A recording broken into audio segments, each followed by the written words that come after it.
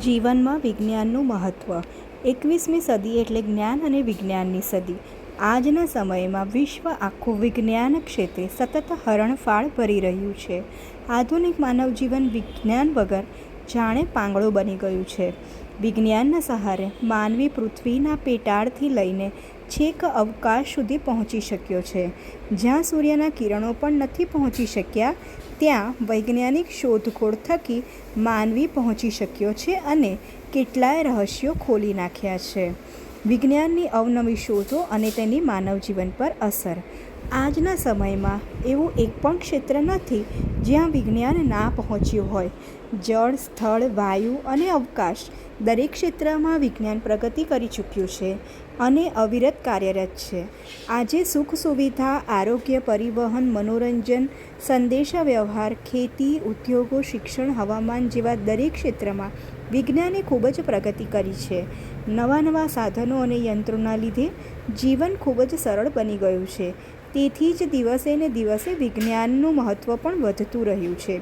વાહન વ્યવહાર ક્ષેત્રે વિજ્ઞાનનું મહત્ત્વ. આપણે જાણીએ છીએ એમ અગ્નિ અને ચક્રની શોધથી આદિમાનવના જીવનમાં પરિવર્તન આવ્યું હતું, જેથી આ બંને શોધને પાયાની શોધ માનવામાં આવે છે. પહેલાંના સમયમાં મુસાફરી માટે પ્રાણીઓથી ચાલતા સાધનો જેવા કે બળદગાડું, ઘોડાગાડી, ઊંટગાડી તેમજ ઘોડા, ઊંટ, હાથી જેવા પ્રાણીઓની મદદથી મુસાફરી અને માલસામાનની હેરફેર થતી હતી. આ રીતે મુસાફરીમાં સમયનો ખૂબ જ વ્યય થતો. વળી નજીકના શહેર સ્થળોએ અને એકસાથે ખૂબ જ ઓછા વ્યક્તિઓ મુસાફરી કરી શકતા હતા. વરાળ યંત્રની શોધ થતાં વાહન વ્યવહાર ક્ષેત્રે ખૂબ જ વિકાસ થયો છે.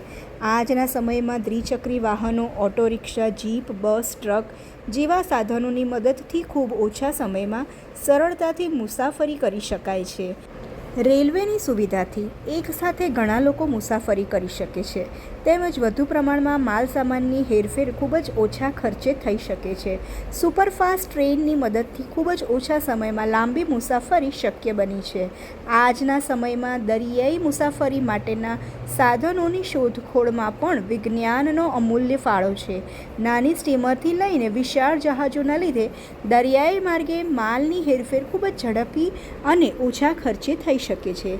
દરિયાઈ માર્ગે આંતરરાષ્ટ્રીય સ્તરે માલની હેરફેર કરવામાં ખૂબ જ સરળ બની છે, જેના લીધે આંતરરાષ્ટ્રીય વ્યાપાર વધતા ઉદ્યોગોને વિશાળ બજાર મળી રહે છે. હેલિકોપ્ટર અને વિમાનની શોધથી મુસાફરી ખૂબ જ ઝડપી બની છે. ખૂબ જ ઓછા સમયમાં ખૂબ દૂરના સ્થળો સુધી મુસાફરી કરી શકાય છે. રોપવેની મદદથી પહાડી વિસ્તારમાં મુસાફરી સરળ બની છે. સંદેશા વ્યવહાર અને મનોરંજન.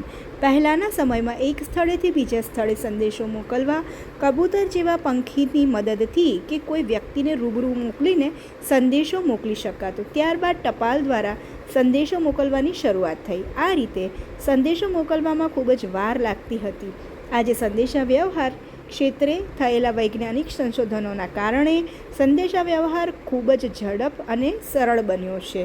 રેડિયોની શોધ થતાં કોઈપણ સ્થળની કોઈપણ ઘટના કે કોઈપણ પ્રદેશના સમાચાર ઘરે બેઠા સાંભળી શકાતા હતા.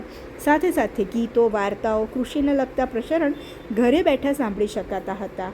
ટેલિવિઝનની મદદથી ગીતો, ફિલ્મો, રમતગમત, સમાચાર ઘરે બેઠા દ્રશ્ય શ્રાવ્ય સ્વરૂપે જોઈ શકીએ છીએ.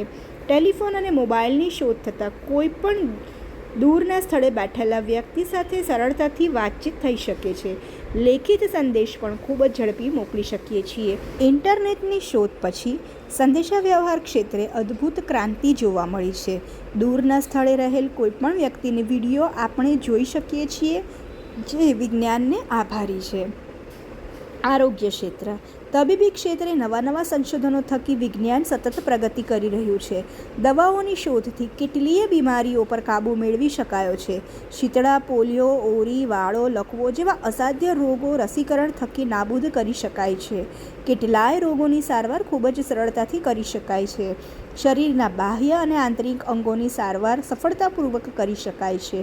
વાઢકાપના નવા સાધનોની શોધથી હૃદય અને ફેફસા જેવા નાજુક અંગોના ઓપરેશન શક્ય બન્યા છે. તબીબી ક્ષેત્રે થયેલા સંશોધનો થકી બીમારીથી થતા મૃત્યુ અને બાળ મૃત્યુ દરમાં ઘટાડો થયો છે, જે વિજ્ઞાનને આભારી છે. ખેતી અને ઉદ્યોગ ક્ષેત્રે ખેતી ક્ષેત્રે આધુનિક સાધનોની શોધ થકી ઓછા પરિશ્રમથી વધુ ઉત્પાદન લઈ શકાય છે. ટ્રેક્ટરની મદદથી વિવિધ ખેતી ઓજારોની ઉપયોગ કરીને ખેડ, પાકનું વાવેતર, કાપણી, લણણી, અનાજના દાણા છૂટા પાડવાની પ્રક્રિયા ખૂબ જ સરળ બની છે, જે ટેકનોલોજીને આભારી છે. નવા બિયારણો અને રાસાયણિક ખાતરના ઉપયોગથી ઓછી જમીનમાં વધુ ઉત્પાદન લઈ શકાય છે. દવાઓના છંટકાવ થકી પાકને થતું નુકસાન અટકાવી પાકને નાશ થતો બચાવી શકાય છે. વધતી જતી વસ્તી અને ખોરાકની જરૂરિયાતને પહોંચી વળવા માટે ખેતી ક્ષેત્રે થયેલા સંશોધનો ખૂબ જ ઉપયોગી સાબિત થયા છે. વધતી વસ્તીની જરૂરિયાતને પહોંચી વળવા ઔદ્યોગિક ક્રાંતિનો અમૂલ્ય ફાળો રહેલો છે. ઉદ્યોગોનો મુખ્ય આધાર ખેતી અને ખનિજ સંસાધનો પર રહેલો છે. પૃથ્વીના પેટાળમાંથી ખનિજ તત્વોને શોધવા, તેનું શુદ્ધિકરણ કરીને માનવ ઉપયોગમાં લેવું એ વૈજ્ઞાનિક સંશોધનોને કારણે શક્ય બન્યું છે. ખનિજ તેલ અને કુદરતી વાયુના સંશોધન અને શુદ્ધિકરણના લીધે જ ઉદ્યોગો અને વાહન વ્યવહાર ધમધમી રહ્યો છે. હવામાન અને અવકાશ ક્ષેત્રે વિવિધ ક્ષેત્રના સંશોધનો માટે વિશ્વના ઘણા દેશોએ પોતાના ઉપગ્રહો અવકાશમાં તરતા મૂક્યા છે. આ ઉપગ્રહો થકી સંદેશાવ્યવહાર, મનોરંજન, હવામાન અને આબોહવાની જાણકારી, ભૌગોલિક માહિતી તેમજ સુરક્ષા ક્ષેત્રે અમૂલ્ય પરિવર્તન આવ્યું છે. ઉપગ્રહોની મદદથી કોઈપણ પ્રદેશની આબોહવા અને ત્યાંના વાતાવરણ અંગે જાણકારી મેળવી શકાય છે. પૂર, વાવાઝોડું જેવી કુદરતી હોનારતો અંગે અગાઉથી જાણકારી મેળવી જાનમાલનું નુકસાન થતું ટાળી શકાય છે. કોઈપણ સ્થળના નકશાઓ મેળવી તેની ભૌગોલિક પરિસ્થિતિની માહિતી મેળવી શકાય છે. અવકાશયાનની મદદથી માણસ ચંદ્ર સુધી પહોંચી શક્યો છે. વિવિધ અવકાશીય પદાર્થોની ભૌગોલિક પરિસ્થિતિ અને તેની ગતિવિધિઓ અંગેની જાણકારી શક્ય બની છે. ઉપસંહાર: ખરેખર વિજ્ઞાનની અવનવી શોધના કારણે માનવ જીવન ખૂબ જ આસાન અને સુખ સુવિધાથી ભરપૂર બન્યું છે. પરંતુ વિજ્ઞાન અને ટેકનોલોજીનો વધુ પડતા ઉપયોગ સજીવ સૃષ્ટિ માટે હાનિકારક બન્યો છે. ટેકનોલોજીના વધુ પડતા ઉપયોગથી પર્યાવરણીય તંત્ર ખોરવાયું છે, જે સજીવ સૃષ્ટિ અસ્તિત્વ સામે પડકારરૂપ બની રહ્યું છે. વિશ્વ ગ્લોબલ વોર્મિંગનો શિકાર બની રહ્યું છે. ભવિષ્યમાં પૃથ્વીને આવી સમસ્યાઓથી બચાવવા વૈજ્ઞાનિક સંશોધનો મર્યાદિત ઉપયોગ કરવો જરૂરી છે. જો આપણે સાચા અર્થમાં વિજ્ઞાનનું મહત્ત્વને સમજીને પર્યાવરણ અંગે સભાનતા રાખીને સંસાધનોનો ઉપયોગ કરીએ તો વિજ્ઞાન આપણા માટે આશીર્વાદરૂપ છે. મિત્રો, આવા જ નિબંધો માટે ચેનલને સબસ્ક્રાઈબ કરો, વિડીયો લાઇક કરો અને તમારા મિત્રો સાથે શેર કરો. ધન્યવાદ.